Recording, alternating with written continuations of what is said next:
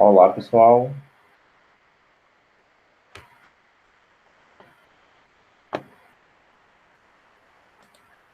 Oi, tudo bem? O negócio travou aqui que eu vou dizer, viu? Espero for impossível de enxergar alguma coisa. Bom, vamos lá, né? Disciplina de História. Estavam pegando seus livros, tá certo? Nossa última atividade foi nas páginas 209, 210, né? Só que a gente já corrigiu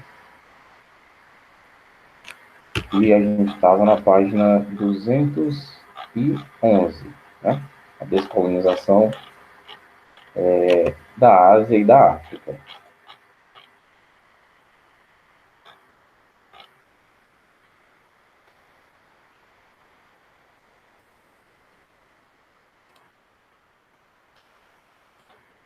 Vamos lá para a chamada, tá, pessoal? Arthur,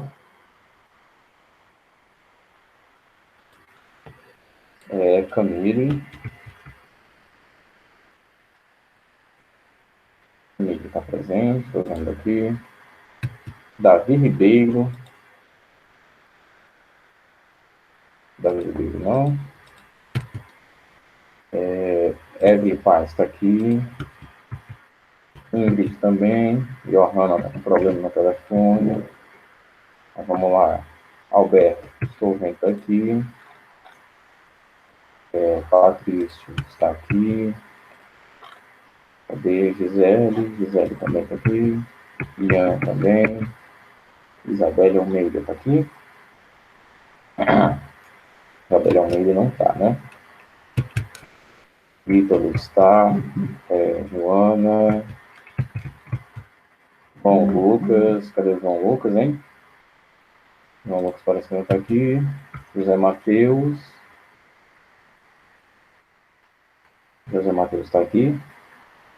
Não, né? Júlia Evelyn. Júlia Evelyn está aqui. Laura está aqui. Lavínia. Lavínia não se encontra. Letícia Ribeiro. Lisa Ricardo está aqui. Lívia também. Maria Clara, não. Letícia Freitas, cadê a Letícia? Está aqui. Maria Lúcia está. Natália também. Sara também. A Stephanie se encontra. Stephanie não está aqui. Suiane está presente. Tiago também. Vitor Emanuel e Yasmin. Bom, vamos lá. Todo mundo pega o livro, tá? E abra na página 211. Só para a gente dar aquela contextualizada no assunto, né? Estávamos vendo, puxando lá do começo, né? Vimos a Segunda Guerra Mundial, a derrota nazista, por conta da vitória dos soviéticos. Vimos que depois desse período, a União Soviética e os Estados Unidos, que foram os países que mais saíram vitoriosos, realmente entraram em um conflito, e esse conflito não foi armado, né? Esse conflito foi ideológico, e foi chamado de Guerra Fria. Durante a Guerra Fria, ocorreram algumas outras batalhas, vamos dizer assim, entre outros países. Como a gente pode ver, a Guerra da Coreia, onde os Estados Unidos apoiaram uma parte e a União Soviética apoiaram outra, tá certo? E nós estávamos vendo também a Guerra do Vietnã, onde os Estados Unidos apoiaram uma parte e a União Soviética apoiaram outra, né? Como uma forma de imporem a superioridade bélica de um país sobre o outro. Depois vimos que a guerra acabou, foi uma guerra que durou muitos anos, com muitos mortos, e a insatisfação estadunidense era enorme com essa guerra. E a gente vai ver agora a descolonização da Ásia e da África. A primeira metade do século XX, só para a gente pegar daqui de novo, né? Foi marcada pelos conflitos violentos e várias crises econômicas que desestabilizaram o mundo, dando origem à Guerra Fria. Após a Segunda Guerra Mundial, várias nações europeias que iniciaram a política do neocolonialismo, um imperialismo em busca de regiões com matérias-primas abundantes e mão de obra barata, estavam enfraquecendo política e economicamente. Vamos lá, como eu havia dito na aula passada, a primeira metade do século XX ele foi marcada por conflitos violentos, né, e crises econômicas, que nem ele diz aqui, dando origem à Guerra Fria. Realmente até a primeira metade mesmo, já que a Segunda Guerra Mundial, que antecedeu a Guerra Fria, terminou em 1945, então está correto. E essas crises econômicas, professor? A gente deve falar principalmente aqui da Grande Depressão, ou do crash da Bolsa de Valores, né? A grande crise econômica de 1929, que desabou com as ações de muitas empresas dos Estados Unidos. Você nota, né, a história nos diz que muitas empresas faliram de vez, fecharam, e outras se juntaram para conseguir se manterem.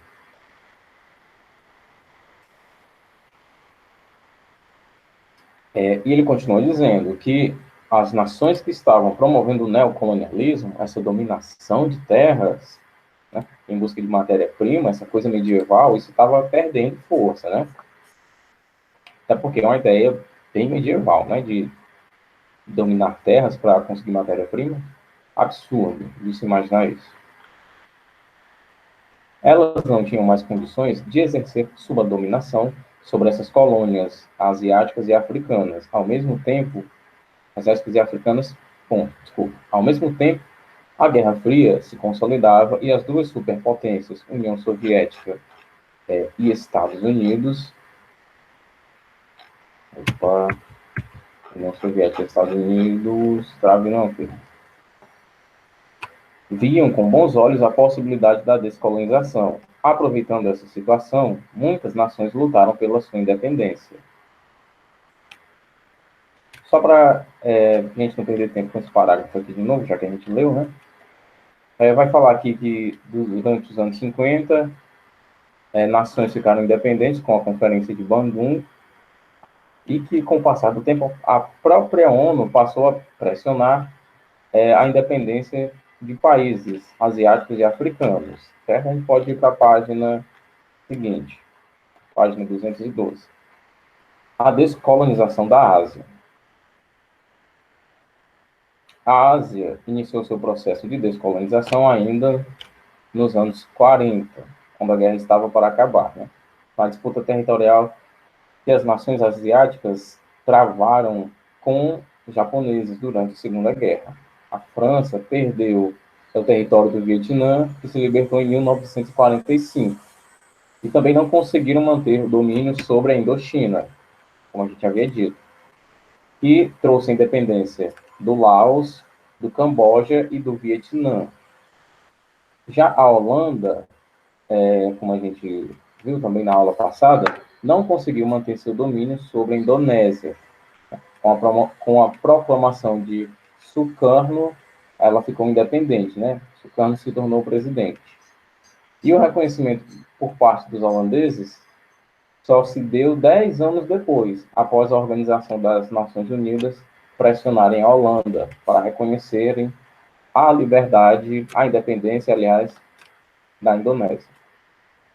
E a Inglaterra, que se retirou da Índia, né, após um movimento que foi liderado pelo Mahatma Gandhi, um movimento de paz, como nós vimos, né?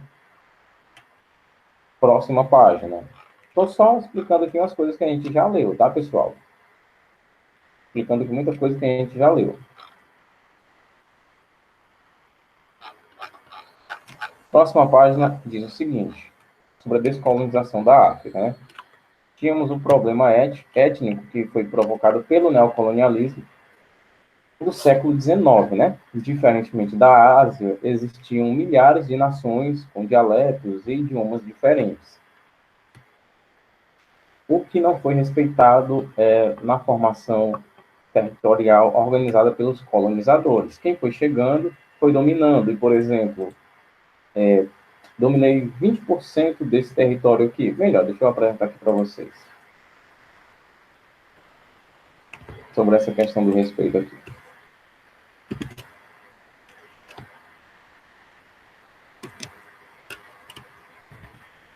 Bom, vamos lá. Temos aqui o território desse país aqui, e vizinho a esse país, eu tenho esse outro país aqui.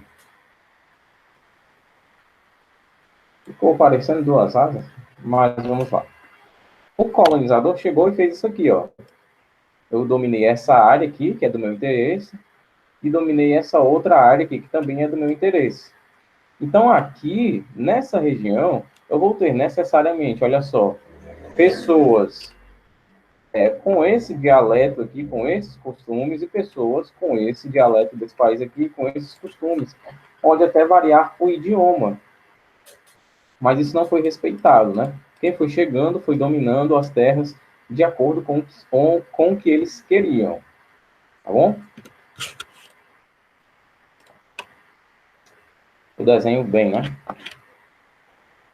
O que não foi respeitado. Na prática, só se preocuparam em formar áreas colonizadas de acordo com seus interesses. No mapa, mostra a forma de independência dos africanos diante das nações europeias.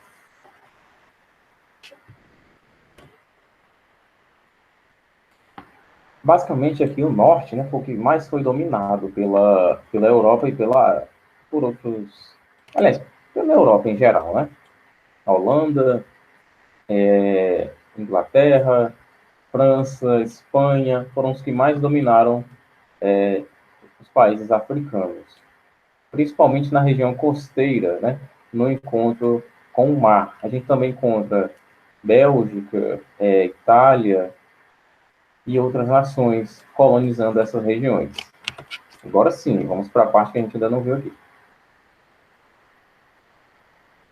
Os processos de independência das nações africanas sob o domínio francês se deram em sua maioria de forma moderada, à exceção da Argélia, onde então o presidente Charles de Gaulle tinha interesses políticos de fazer parte dos núcleos de decisão da ONU, como o Conselho de Segurança, já que a França foi uma das nações fundadoras dessa instituição, após a Segunda Guerra Mundial. Assim, criou a Comunidade Francesa, e propôs que cada nação africana colonizada pelos franceses decidisse, numa espécie de plebiscito, se queriam a independência ou se queriam continuar ligados à comunidade francesa.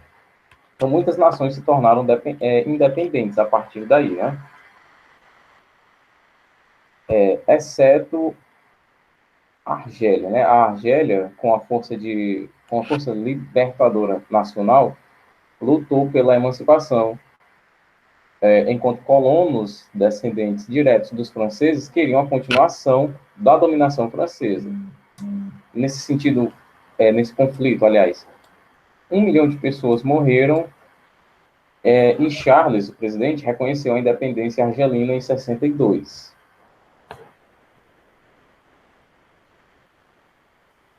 Depois temos a dominação belga, né? A dominação da Bélgica.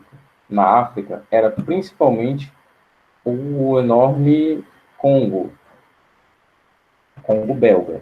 Mas os belgas não eram tão fortes economicamente como outras nações europeias. As dificuldades vividas pelos congoleses eram intensas, como eu havia dito na aula passada, né? Isso é motivo de revolta, quando a metrópole não cuida da colônia. Assim, fome e miséria deixavam a população insatisfeita. A esperança cresceu com a vinda do rei belga Balduíno I, em 55. Porém, a situação pouco mudou. A ONU já pressionava a Bélgica, mas foi quando um protesto organizado pelo grupo político ABACO resultou em centenas de mortos que a independência começou a ganhar força. 5 anos depois, Patrice Lumumba liderou a independência do Congo e então decretaram a República Democrática do Congo. A Inglaterra foi um dos países que mais colonizou outros países, certo? Muito se fala, pessoal, no seguinte: muitos têm revolta pelo fato dos portugueses terem colonizado o Brasil. É um povo corrupto, é um povo ladrão. É verdade. Muitas pessoas têm a ilusão, o pensamento ilusório, aliás, nessas palavras aqui. O que seria do Brasil, hein, se a Inglaterra tivesse colonizado a gente? Se a Inglaterra tivesse colonizado a gente, sei lá, talvez a única coisa boa é que iríamos falar inglês, né? Talvez só isso. Porque a gente tem exemplos de países que foram colonizados pela Inglaterra e são uma miséria total, 1 milhão de vezes maior do que no Brasil, tá certo? Principalmente os países africanos. Ah, professor, mas espera aí, isso não quer dizer que a culpa é da Inglaterra, não, né? Não totalmente, mas em parte sim. Porque a Inglaterra era mais exploradora das suas colônias, até mesmo do que Portugal em relação ao Brasil. Continuando. Junto com a França, o Império Britânico era quem detinha as maiores áreas de territórios africanos. Antes mesmo da Segunda Guerra Mundial, em 1922, o Egito tinha decretado sua independência. Após o conflito mundial, especialmente a partir dos anos 60, onde uma onda nacionalista varreu a África, motivada também pelos princípios de soberania defendidos pela ONU, várias grandes colônias britânicas se tornaram independentes, tais como Sudão, Gana, Nigéria, Somália, Tanzânia, Quênia, Zâmbia, Zimbábue e Botsuana. Olha só, Gana, Nigéria, Zimbábue, Quênia, são países que falam inglês, né? Falam inglês. Legal, falam inglês. Mas e o índice de desenvolvimento humano, a educação, a violência? Nesses lugares chega a ser bem pior do que aqui no Brasil, certo? Então, eu acredito que o ideal seria se nós nem tivéssemos sido colonizados, mas como era impossível, a gente não está muito bom, mas também não estamos muito ruim, né? Outros europeus também acabaram perdendo o controle sobre os territórios após a Segunda Guerra Mundial, como Espanha, Holanda e Dinamarca, descolonizaram pequenas possessões africanas. Portugal foi um dos últimos países, né? Foi um dos últimos a desapontar, desapossar grandes territórios africanos. Suas principais colônias, Angola e Moçambique, ficaram independentes em 1975, logo após a Revolução dos Cravos, um golpe de Estado em Portugal que derrubou o regime totalitário que estava no poder desde 1933, para instalar uma democracia. Espera aí, deixa eu ver se eu entendi direito. Quer dizer que fazem o quê? Em 1975, a gente ainda tinha uma colônia, um país que foi dominado por outro e que tinha seus recursos sendo tirados pela fina força por outro país. Né? Gente, vocês fazem ideia que há 45 anos atrás ainda tínhamos uma colônia, né? Esse país aqui, essa colônia, sempre dominado por esse país aqui, essa metrópole, esse país aqui sugando todos os recursos desse país, tendo direitos absolutos de proibir que esse outro país comercialize com outras nações, colocando impostos absurdos sobre esse país. Gente, isso não está distante da gente, não. E se a gente for parar para pensar, a escravidão está um pouquinho mais para lá, né? Numa linha do tempo, mas a escravidão ainda está muito próxima da gente também.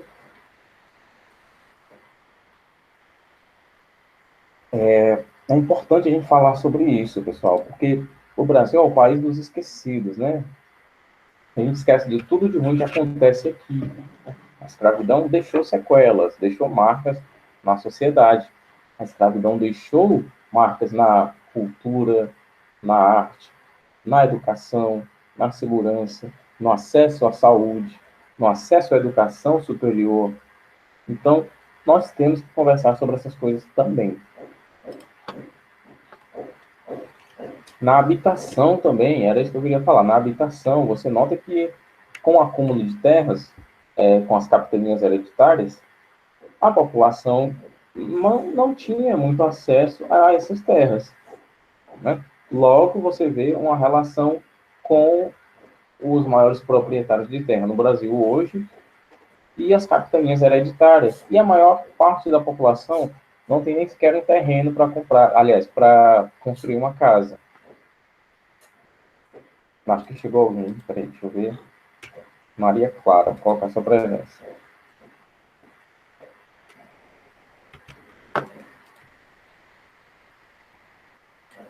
Vamos lá. Isabela Almeida também. Chegou mais alguém depois que eu fiz a chamada? Isabela Almeida. Vamos lá. Durante séculos, a África foi explorada pelo mundo europeu, causando desgraça, miséria e fome aos africanos. Suas riquezas foram tiradas de forma violenta e foram decisivas no seu crescimento e na modernização dos europeus. Seu povo foi escravizado para servir de mão de obra em outras partes do globo. Atribuir o processo de descolonização apenas à crise financeira decorrente de duas guerras mundiais ou à disputa ideológica da União Soviética e Estados Unidos é negar o período de dominação da África. Na verdade, a saída dos europeus do continente africano foi também em função de já terem esgotado e explorado, aliás, já terem esgotado e explorado a maior parte do território, deixando muita miséria e fome para o povo, que a partir de então teria de tentar se recuperar de todo o prejuízo causado pelos europeus. Então você nota que o seguinte, não reconheceram a independência dos países africanos porque eram bonzinhos, né? Ah, a Espanha é boazinha, vai libertar a gente. A Bélgica é boazinha, vai libertar a gente. Portugal, Inglaterra, né, Itália, Alemanha, esses países são bons, vão libertar a gente agora, depois da guerra. Não, esses países não eram bons, não são bons, tá certo? São países que promoveram esses assassinatos durante séculos. Pessoas foram mortas, pessoas foram escravizadas, para que outro continente enriquecesse, né? Ah, professor, você está dizendo que a Europa só é rica porque roubou da África? Sim. E eu não estou dizendo isso, não. Quem está dizendo é o livro. Tá? Quem nos diz isso é a história. A Europa é um país moderno, tem parques industriais, tem toda aquela modernização, aquela modernidade que a gente vê na internet, nos filmes, tem, mas isso custou o trabalho do povo africano. Tá? Nunca vamos nos esquecer disso. Isso custou o trabalho dos africanos. Isso custou o sangue de pessoas, né? E custa até hoje. Custou a fome das pessoas até hoje. Muitos países do continente africano são países muito pobres, porque todos os seus recursos foram retirados, né? Pedras preciosas, metais preciosos, recursos naturais, como, por exemplo, madeira, minério, seja lá o que você imaginar, serviu de base para enriquecer, né, para enriquecer a Europa. Guerra colonial portuguesa. O processo de descolonização da Ásia e da África está ligado à Guerra Fria e ao equilíbrio de forças após a Segunda Guerra Mundial. A Conferência de Bandung, de 55, representou a primeira tentativa articulada por colônias de delimitar os princípios norteadores para a descolonização. Portugal e outras potências que construíram relações coloniais antes da Segunda Guerra Mundial enfrentavam questionamentos em torno da manutenção dessas possessões. Em 61, grupos armados de Angola, Guiné e Moçambique iniciaram um levante contra a dominação portuguesa. A impossibilidade de negociações pacíficas entre as nações africanas e Portugal devia-se, grande parte, ao governo conservador de Antônio de Oliveira Salazar, que defendia um Portugal ultramarino, ou seja, composto por territórios em diferentes lugares. Somente a oposição socialista portuguesa era favorável, né, era a favor do processo de descolonização. Então, o inimigo aqui do povo africano era Salazar, Antônio de Oliveira Salazar. Por ele, até o Brasil ainda seria pertencente de Portugal. Esse longo período de transição na África teve dois efeitos bastante distintos. O primeiro, o surgimento de vários grupos, como a União dos Povos Angolanos, Frente Nacional de Libertação da Angola, Movimento Popular de Libertação da Angola, dentre outros, né? Vários revolucionários internacionalistas, como o argentino Ernesto El Che Guevara e o brasileiro Carlos Marighella, participaram dos conflitos. O segundo efeito foi sentido em Portugal. O questionamento em torno do Estado Novo, quem que lembra o que foi o Estado Novo, hein? Quem era o que governava aqui o Brasil durante o Estado Novo, pessoal?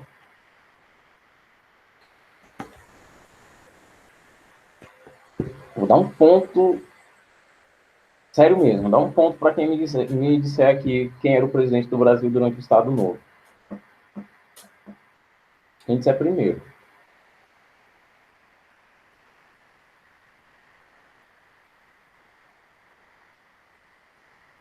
Não vão querer um ponto.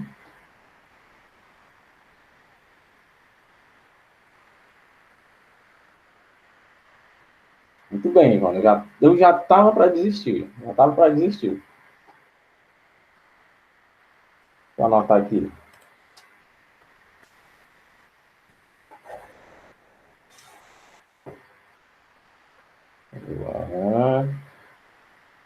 Camarão, 18/8, mais um. Continuando. O questionamento em torno do Estado Novo e da incoerência da participação lusitana em um conflito, Portugal se manteve neutro na Segunda Guerra Mundial. Acabou por motivar a chamada Revolução dos Cravos, em 1974. Esse movimento, de caráter pacífico, embora contasse com o apoio de setores do Exército, questionava a legitimidade dos grupos que governavam o país desde 1933. A vitória da Revolução dos Cravos abriu caminho para negociações que objetivavam a descolonização dos territórios africanos. Apesar dos progressos com Portugal, os grupos africanos desencadearam uma guerra civil pelo controle dos territórios após a descolonização, que perdurou com os períodos de paz relativa de 75 a 2002. Sim, 2002. Se você for parar para pensar, esses movimentos estão mais próximos de nós do que a gente imagina. Guerra da Independência da Indonésia. A Revolução de Independência da Indonésia aconteceu antes da Conferência de Bandung, de 55, e foi, em grande parte, a inspiração para as lutas de autonomia para diversas colônias. A Indonésia fazia parte do Império Colonial Holandês e, durante a Segunda Guerra Mundial, foi invadida pelo Japão, que prometeu iniciar o processo de independência. A proximidade do fim do conflito fez a Holanda recuperar o controle do território, né, já que o Japão estava enfraquecido, o Japão estava do lado que perdeu, né, que estava perdendo. Mas já havia um movimento de caráter nacionalista liderado por Sukarno Ahmed e Mohammed Hatta, aproveitando a perplexidade deixada pelo uso das bombas atômicas em Hiroshima e Nagasaki. Hatta proclamou a independência da Indonésia. A não aceitação holandesa leva a um conflito armado por 4 anos. Não, peraí, vamos olhar isso aqui do ponto de vista humano, pessoal. Quer dizer, e esse país aqui se proclama independente. Ele não quer mais ter seus recursos roubados por esse outro país aqui. E esse outro país aqui diz que não, eu vou continuar sugando até a sua alma. Imagine seus recursos. Isso foi agora, professor. Na segunda metade do século XX, agora, pouco mais aí de 50 anos atrás. Exatamente. Pouco tempo aí. Vamos continuar aqui. A não aceitação holandesa leva a um conflito armado por 4 anos e, em 49, a autonomia da região é reconhecida. A ocupação japonesa e a guerra da independência permitiram uma reconstrução profunda das estruturas político-administrativas indonésias e a ascensão de uma elite islamizada. Essas mudanças, no entanto, não se refletiram em melhorias nas condições de vida da população. Sukarno Ahmed era original da ilha de Java. Apesar da presença holandesa, sua família manteve a tradição e não adotou o sobrenome ocidental. Ele governou a Indonésia de 45 a 67.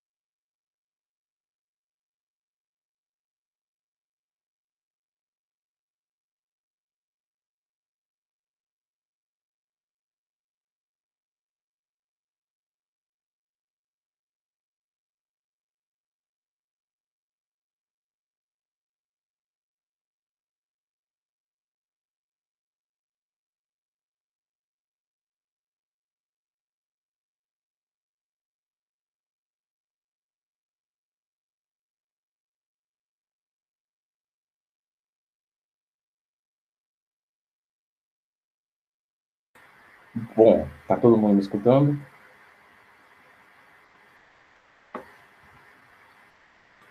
Vocês confirmem, pessoal, estão ouvindo? Porque...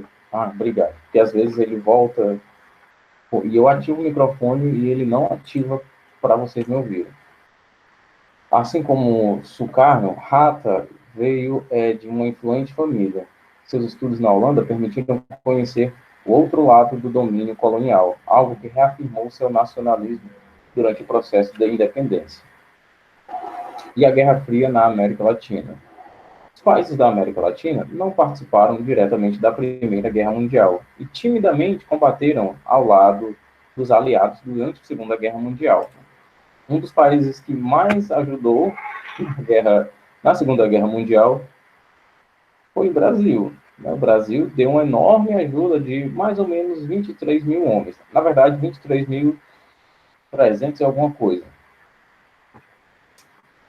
23.345, se eu não me engano. É esse o número de pessoas que o Brasil mandou para a guerra. Desde o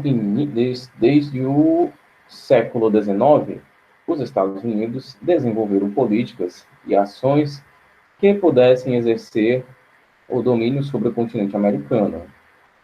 O neocolonialismo do século XIX levou nações europeias, como Inglaterra, França, Portugal e Bélgica, a buscarem novas regiões para obter matéria-prima abundante, mão de obra escrava, substitua uma palavra barata aqui por escravo, tá certo? E principalmente um novo mercado consumidor, visto que a Europa estava na fase de consolidação de sua industrialização, ou seja, precisava, né, olha só, um mercado consumidor, mercado externo consumidor, e precisava de mão de obra barata. É claro que a mão de obra é escrava, né? Porque eu vou vender os bens de consumo que eu produzir.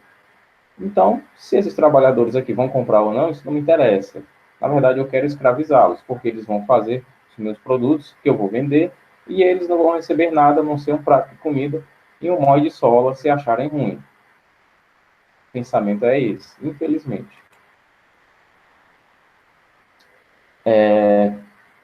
Visto que a Europa, pronto, nesse sentido, os Estados Unidos direcionaram seus interesses para países do próprio continente americano, buscando estabelecer um domínio político-econômico sobre a região. Entre as políticas criadas pelos norte-americanos, a doutrina Monroe consistia na não criação de novas colônias na América, como também na ideia de que nenhuma nação europeia poderia intervir no continente americano. Essa situação favorecia os norte-americanos a organizarem políticas nacionais que criavam dependência comercial e financeira entre eles e os países latino-americanos.